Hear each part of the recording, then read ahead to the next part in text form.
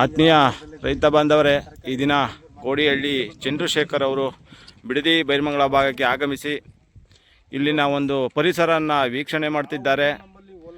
ರೈತರಿಗೆ ಬೆಂಬಲ ನೀಡಲು ಈ ದಿನ ಬೈರಮಂಗಲಕ್ಕೆ ಆಗಮಿಸಿದ್ದಾರೆ.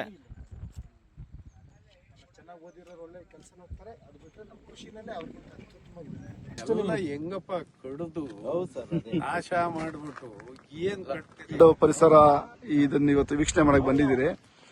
ತಮ್ಮ ಒಂದು ನಿಮಿಷದ ಪ್ರತಿಕ್ರಿಯೆ, ಈ ಪ್ರಕೃತಿಯ ಈ ರೈತರ ಸರ್ಕಾರದ ಧೋರಣೆ ಅಲ್ಲ. ಇದನ್ನ ಶಿವಕುಮಾರ್ ಬಂದು ನಿಂತು ಇದನ್ನ ವೀಕ್ಷಣೆ ಮಾಡಿ ಇಷ್ಟು ಕೋಟ್ಯಾಂತರ ಗಿಡ ಮರಗಳನ್ನ ಕುಂದಾಕಿ ನೀನು ಏನೋ ಅಭಿವೃದ್ಧಿ ಮಾಡ್ತೀನಿ ಅಂತಿರಲ್ಲ, ಇಲ್ಲಿ ಬಂದು ನಿಂತು ಇದನ್ನ ನೋಡಿಬಿಟ್ಟು ಒಂದು ಪ್ರತಿಕ್ರಿಯೆ ಕೊಟ್ರೆ ಬಹಳ ಒಳ್ಳೇದು.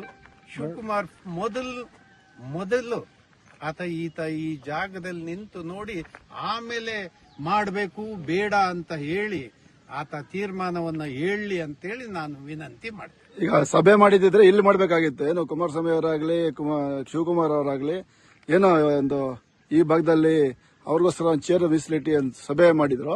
ವೀಕ್ಷಣೆನ ಇಲ್ಲಿಂದ ವೀಕ್ಷಣೆ ಮಾಡಬೇಕಾಗಿತ್ತು ಅನ್ನೋದು ನಮ್ಮ ಒಂದು ಇಲ್ಲಿನವರ ಅಭಿಪ್ರಾಯ ಕೂಡ ಅದಾಗಿದೆ ಅಂತ ಈ ಮೂಲಕ ತಿಳಿಸ್ತಾ ಇದ್ದೇವೆ. ಅಲ್ಲ, ಯಾಕೆ ಅಂದ್ರೆ ಈಗ ಎಲ್ಲವೂ ವಿಧಾನಸೌಧದಲ್ಲಿ ಕೂತ್ಕೊಂಡು ಅಥವಾ ಸದಾಶಿವನಗರದಲ್ಲಿ ಕೂತ್ಕೊಂಡು ತೀರ್ಮಾನ ತಗೊಳ್ಳೋದು ಮುಖ್ಯ ಅಲ್ಲ.